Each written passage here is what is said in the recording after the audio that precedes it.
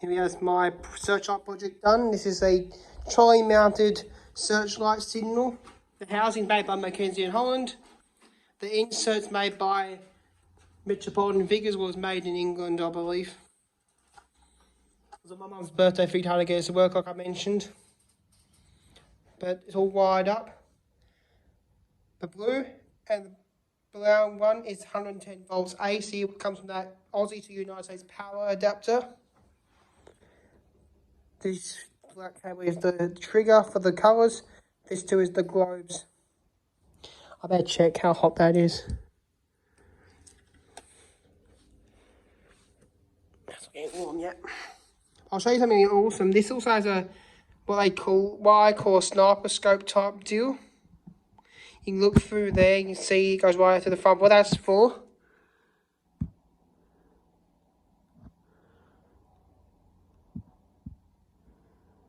You're supposed to see the see through there and then aim it to a train, so you can have this properly mounted.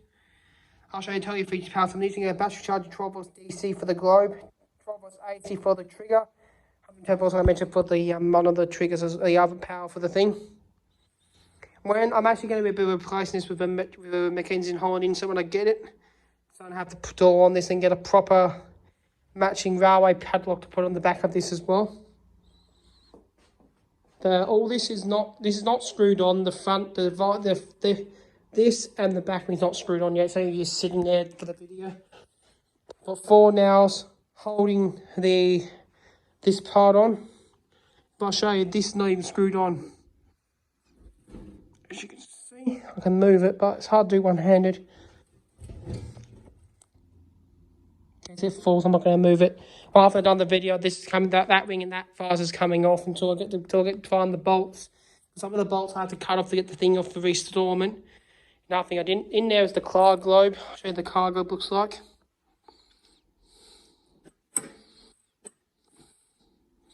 Because me and Victorian Rail Heritage use these type globes for all the railway equipment we have. There's the globe in there.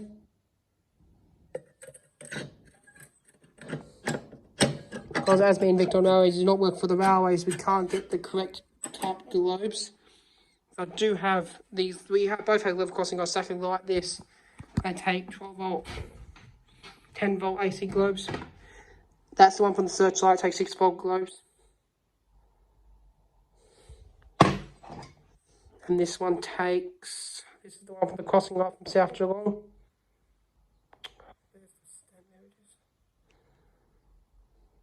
10 volts. 10 volt bulbs are not available, easy to get installed, but they're only available mainly to the railroad. That's why I decided to use 12 volt equipment for all this type of equipment, takes these type of globes. I do have a globe somewhere in the kitchen.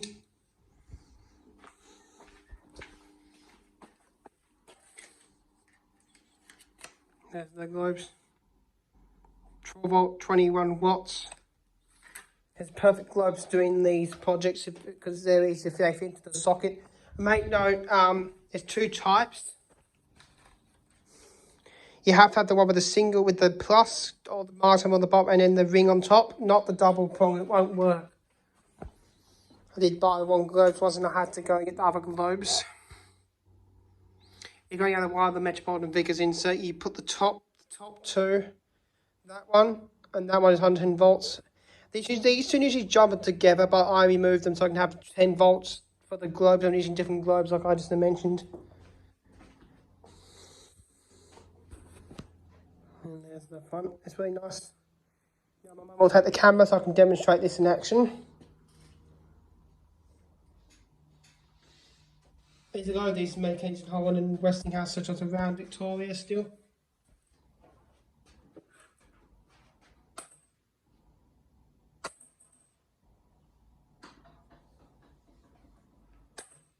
Problem with this one is it sits on you, when I put it back to danger, it'll stay on there for a few seconds like that. If I put it together with that,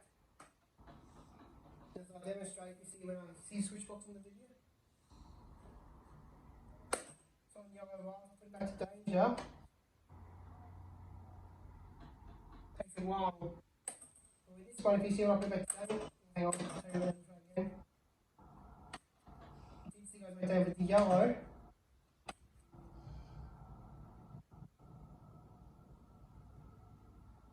That's on danger and it sticks until I shake the unit. So the problem is when I'm putting it back to danger, from the eye I go like this, I would switch. I just put the switch quickly to green and then reset it because there's a problem. I've got to see where the problem out of this. It works properly on the bench, but it doesn't work properly on the inside the Mackenzie and Holland. He said Metropolitan Vickers housing for a second. I know he said it wrong, but Metropolitan is Mackenzie's in Holland. I will go back when I use my editor system when I get my other laptop working properly. I would have named the company name on the screen if I said Metropolitan Vickers anyway. About the editor working. And this housing, these housings aren't cheap and they don't even come at the end, so you have to buy the parts separately from the post-wire form they do. But to make this thing work, probably cost me around the $700 price range to make all this system, plus another $450 for that adapter from J, because it's not very cheap to buy those things. But I did that way because I don't have the original transport for the Metropolitan Vickers things. But the best way to do with the plug, get the adapter light, is get one second hand because it will be cheaper. But I bought that one brand new for $450 with that thing to run this. And I had that one around from batteries, and I bought that one for $12. So I would recommend you go and get that for a Metropolitan Vickers and get it second hand, it'll be cheaper. Ignore all this spot you see in here because it's rust, so I haven't sanded it down yet. I haven't got any sandpaper. I will probably do it. But if you know teardrop bells had to have that wing nut on the back of them, this is exactly identical to that.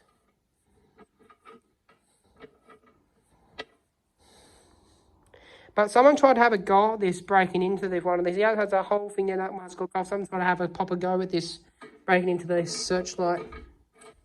I'll put it back on. No, in the video.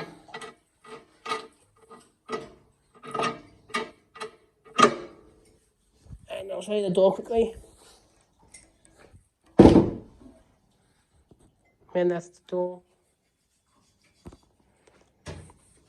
And I'll just go to the front and end the video after I sit this here for 10 seconds.